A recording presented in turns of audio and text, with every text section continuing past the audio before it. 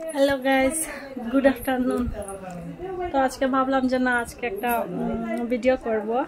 আর ভাবছি যে প্রথমে এটা মাথা ছিল না যে ভিডিও করব কি করব না। তারপর ভাবলাম যে না, ভিডিও করাই যাক, একটা মেমোরি থাকবে। তো অ্যাজ ইউজুয়াল সবাই জানো আজকে আমার জানের বার্থডে।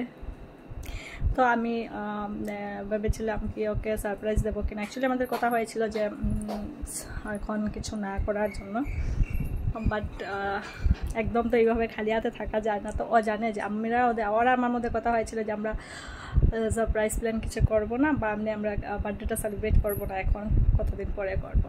তো কিন্তু এভাবে কি থাকা যায় বলো?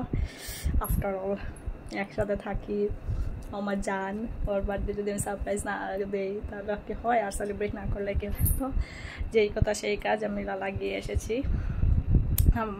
তো প্রথমে ভেবেছিলাম আজকে তো এমনিতে ইলেকশন ডে, থাকবে কি না থাকে তা সব কিছু খবর নিয়ে তারপর কেক নিয়ে এসেছি। আর ওটা আমি ওকে বললি নাই, ও বুঝতে পারেনি।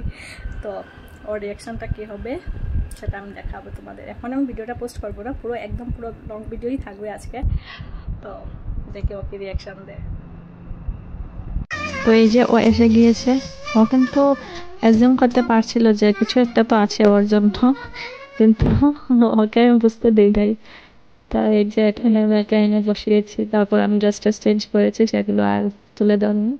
তো ও মানুষ বলে না, মনের মধ্যে থাকে, ওর মনের মধ্যে এটা হচ্ছিল যে কিছু একটা তো ও করবেই, কারণ একটা বিশ্বাস থাকে না। আর এইসব দেখো, বিশ্বাস না রেখে কি থাকা যায়? জাস্ট এক্সপ্রেশন আর নাচ দেখো। আর তো ওই যে ও বুঝতে পারছিল, কিন্তু বুঝতে পারিনি কে হবে, বা ও এটা ভাবেনি যে আমি এটা গিয়ে এটা আনবো বা যাই হোক, ও কিন্তু বুঝতে পারিনি, কিন্তু ও জানতো যে কিছু না কিছু একটা তো আমি করবোই। তো তারপরে যে জাস্ট অ্যাকচুয়ালি ভিডিওটা দেখেই আমার হাসি পাচ্ছে। তো এই যে ওকে আমি বলছিলাম যে, তারপরে ও এত খুশি হচ্ছিল। ও আমাকে জিজ্ঞেস করছিল, তুমি একা চলে গিয়েছিলে, একা গিয়ে তুমি এনেছো, এইভাবে। আর তোর রিয়েকশনটা এটা ছিল। তো তারপরে এই যে এখন আর ও এই কেকটা এখন আর আমার হাতে থাকবে না। ও এখন এক্সপেরিমেন্ট করছে এখানে বসে বসে, কি কেক এনেছি, কোথা থেকে এনেছি, কি করে। জাস্ট দেখো আর রিয়াকশন।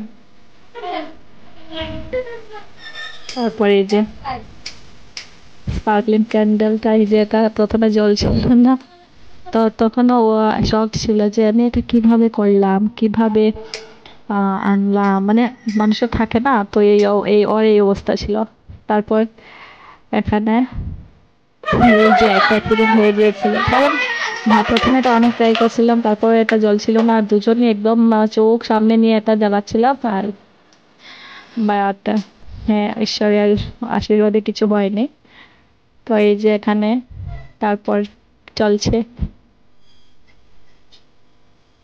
তারপরে এই যে সবকিছু রেডি ফেডি করে ওকে বললাম বসো, এখন ফাইনালি কেকটা কাটো। তারপরে এই যে এখানে ধোয়াবি কাটে, ও এইগুলো নাকি এগুলো আর যায় না এটা। তো তারপর জিদ শুরু করলো যে ওকে আমার ফটো উঠাতেই হবে। আর এদিকে মা ক্যামেরার সামনে দিয়ে হাঁটছেন, তো ফটো উঠাতেই হবে। তারপর এই যে ফটো উঠিয়ে কেক কাটতে শুরু।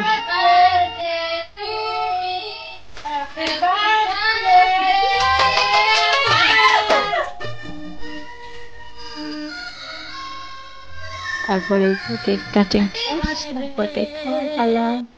তো সবাই ওকে আমি তো এমনিতেই ওকে বার্থডে উইশ করেছি, আর সবসময় এটাই বলবো যে ও সবসময় ভালো থাকুক, হ্যাপি থাকুক লাইফে। আর তোমরাও ওকে একটু উইশ করে দেবে, সবাই ওর জন্য উইশ করবে, যাতে ও এই আগামী দিনগুলো, আগামী বছরগুলো যাতে ওর অনেক অনেক ভালো কাটে।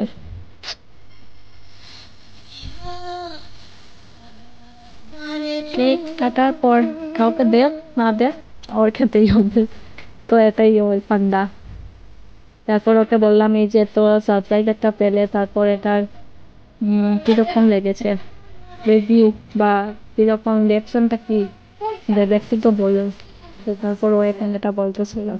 তো আজকের জন্য এতটুকু, ভিডিওটা কি এখানে লেগেছে জানাবে। Bye, tata.